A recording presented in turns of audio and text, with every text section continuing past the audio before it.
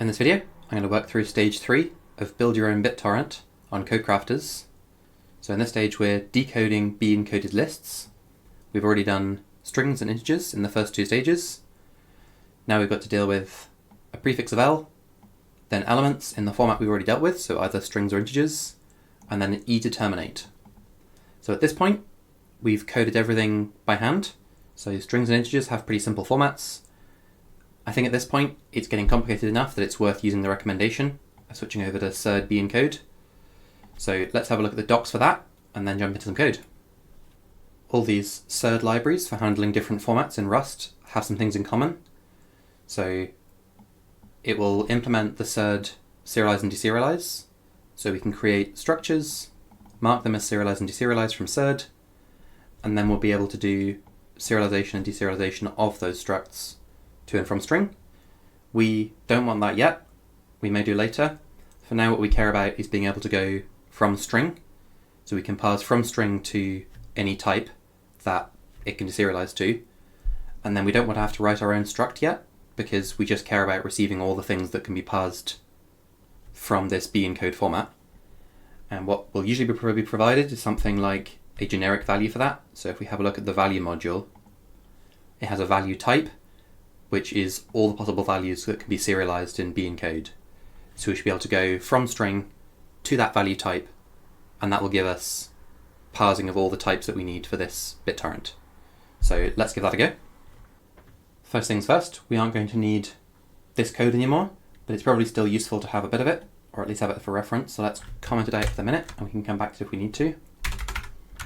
Then let's try and pass this encoded value into the value type from surd B-encode. So we can do surd B-encode from string, pass in the encoded value, and then that will give us back a result, because it might fail.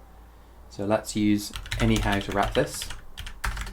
So if you haven't used that before, it's just a library for handling errors in a tidy way, so we don't have to write our own result types. It will convert any error that it can into its own error type and print it to the console. Just makes life easier than handling errors ourselves. So let's just say OK empty for now. It's not going to compile properly, and we'll have to get to a value for that. And then let's also handle errors up here. So if we put a question mark in, we can bubble that error up, and then we need to make main return anyhow result empty. We don't need to return an actual value from main. Here we can just put OK empty by default if nothing errors. So that will work. Let's come and carry on with our deserialization then. So we can assign this to a value, and we need to tell it what type to deserialize to. It won't be able to guess. So let's say surd B-encode value value. So that should be good, but we still need to convert this from a surd B-encode value into a surd JSON value. We don't absolutely have to do that, but if we didn't, we'd have to have some way of printing out these surd B-encode values, and they don't have a display option. So in order to integrate properly with the testing, let's just convert them over to that JSON type for now. We can always throw that code away if it turns out we don't need it. So let's match on value and see if the ID can work out what we want to do. Yes, it can. So if we get bytes value, or let's just call that string. Actually, let's not. Let's just call it bytes. Then we can convert that to a string. So we can do string from UTF-8 of those bytes. Again, that can fail, so we'll get rid of the error. That string equals that, and then we want to return something like this. So we'll just take the thing we already had. We'll say return OK of that, and then we don't need to convert a string to a string, it's already a string. There we go. Not happy because, right, okay, yeah. Get rid of that, cool. So the other thing was getting returned, this thing was just returning a value into nowhere. Okay, so we're missing the other types. Let's add them in one by one. Let's start with just handle all cases that we haven't handled yet, and if we get something we don't recognize, we'll just panic. There we go. So that will clean up the compiler error. Let's handle some more types. So we'd already handled int, let's do that. So that should just be an I64, so that's the same thing we had here. So this again, we can just copy this line back and say OK of that, and that value is I not number. Cool. And then what we're actually trying to do, which was lists, so that will be a list type, and then we've got to convert this vector of surd B encode values to a vector of JSON values, or an array it's called in JSON. So let's take that, turn it into an iterator. We'll do into iterator. We can consume that because we're not going to need to reuse it for anything. Map to convert each value. Call it I for item, or just call it item. And then we need a way to convert from B encode value to JSON value, which is literally what this thing does. So we actually want to do like a recursive call to this match block, really. So the easiest way to do that is just to extract this to a function.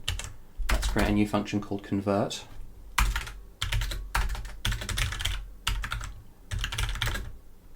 And that will take a, let's paste this in first, I'll do it with my clipboard. That will take a surd B encode value, and it will return the same thing as this, a result of JSON value. Cool. So that should already be good. And then in here we can just call convert on item. That can fail. So we need some way to convert this into a vector. So the easy way to do that is to use a Rust trick. So we are going to end up with an iterator of result containing surd JSON value.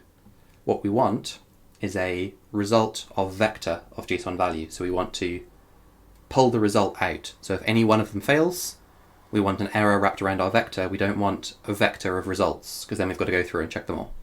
So we can just tell the compiler that's what we want, and iterators know how to deal with that transformation. So we can say anyhow result vector of surd JSON values. Cool. Not quite happy yet. Why not? And the type parameter. Have I got too few or too many? Oh, I've got too few. There we go. Cool. Okay. So then we can say let our list equals, and then we can say return OK of, let's take this, array wrapped around our list. Let's rename that variable to array.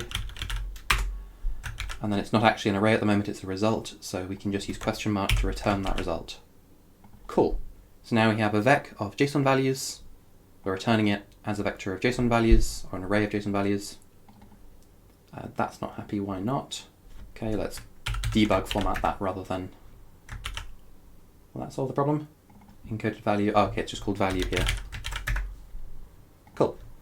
And then we need to actually call our convert function up here. So we're done with this commented out code. Let's get rid of that. And we can just call convert value, and that should return the same type. Excellent. Let's run the tests. Looking good. We're there.